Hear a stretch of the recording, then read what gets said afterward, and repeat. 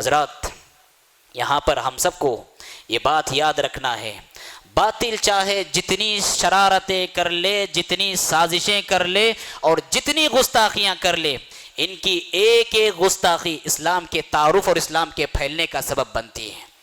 باطل چاہے اسلام کا جتنا مذاق اڑائے، باطل چاہے اللہ کے رسول کی شان میں جتنا کہیں توہین آمیز سلوک کیوں نہ کرے، ان کی ایک ایک حرکت اسلام کے پرچار کا سبب بنے گی اور اسلام کی تبلیغ کا سبب بنے گی۔ آپ دیکھتے نہیں کفار مکہ اللہ کے رسول کے پاس لوگوں کو آنے سے روکتے تھے کفار مکہ کے مت جاؤ، شاعر ہے، کاہن ہے، پاگل ہے، دیوانہ ہے، لیکن جب یہ جاتے تھے اللہ کے رسول کے پاس لوٹتے تھے تو مسلمان بن کر لوٹتے تھے۔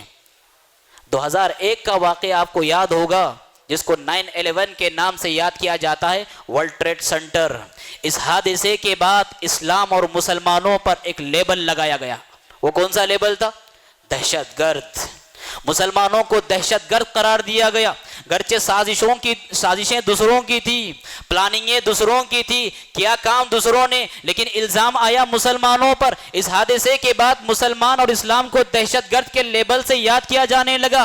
لیکن اس واقعے کے بعد برطانیہ کے ایک صحافی خاتون ہیں جو بعد میں جا کر وہ مسلمان ہوئی اور اپنے مسلمان ہونے کا ریزن بیان کرتے ہوئے یہ کہتی ہے، اس واقعے سے گرچہ کہ مسلمانوں کو تذلیل کرنا، مسلمانوں کو حقیر بتانا، مسلمانوں کو بدنام کرنا تھا، لیکن اس واقعے کے بعد میری زندگی میں ایک عظیم انقلاب آیا۔ اور وہ کیا آیا؟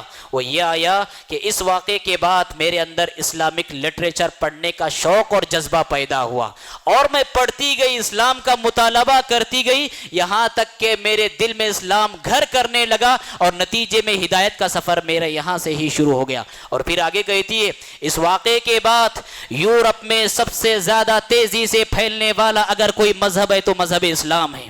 عیسائی بھی کوششیں کر رہے ہیں، مشنریاں بھی کوششیں کر رہے ہیں، لیکن سرزمین یورپ و امریکہ میں اگر کوئی تیزی سے مذہب پھیل رہا ہے تو مذہب اسلام ہے۔ وہ خود کہتی ہے کہ 2001 سے لے کر 2003 یا 2004 تک کے درمیان وہاں پر مسلمان بننے والے افراد 14,000 کی تعداد تک ان کی پہنچ جاتی ہے۔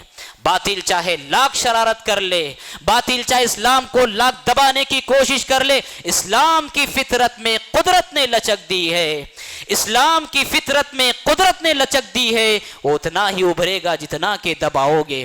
اسلام آج یورپ میں سب سے زیادہ تیزی سے پھیلنے والا مذہب اسلام ہے۔ یورپ کا کوئی ایسا شہر نہیں جہاں پر مسجد نہ پائی جاتی ہو، امریکہ کی کوئی ایسی بستی نہیں جہاں پر اسلامک سینٹر، اسلامی مرکز نہ پایا جاتا ہو۔ یہ یاد رکھے، ایک عالم صاحب نے بہت اچھا جملہ کہا تھا، انہوں نے کہا تھا اسلام کی تبلیغ میں اللہ رب العالمین کے فضل کے بعد جہاں پر دعات، مبلغین اور علماء کی قربانیاں رہیں، ان کی محنتیں رہیں، ان کا دعوتی کام رہا، وہیں پر اسلام کی آدھی تبلیغ ان غیر مسلموں نے کی ہے جو رہ کر اسلام کے خلاف شرارتیں کرتے ہیں۔ یہی سبب بنتا ہے اسلام کے تعارف کا اور اسلام کے پھیلنے کا۔ حضرات، اس حقیقت کا مجھے اور آپ کو اور سبھی کو اعتراف کرنا پڑے گا کہ اسلام اتنا ہی ابھرے گا جتنا کہ اس کو دبانے کی لوگ کوشش کریں گے۔ مسجد عباد الرحمن کے پلیٹ فارم سے ہونے والی دعوت و تبلیغ کے مشن کو آگے بڑھانے میں ہمارا بھرپور ساتھ دیں۔ علم و عمل سے ناطہ جوڑنے کے لیے اہل علم سے جڑیں۔ مسجد عباد الرحمن کے یوٹیوب چینل کو سبسکرائب کریں اور آگے شیئر کرنا ہرگز نہ بھولیں۔ فجزاکم اللہ خیرا۔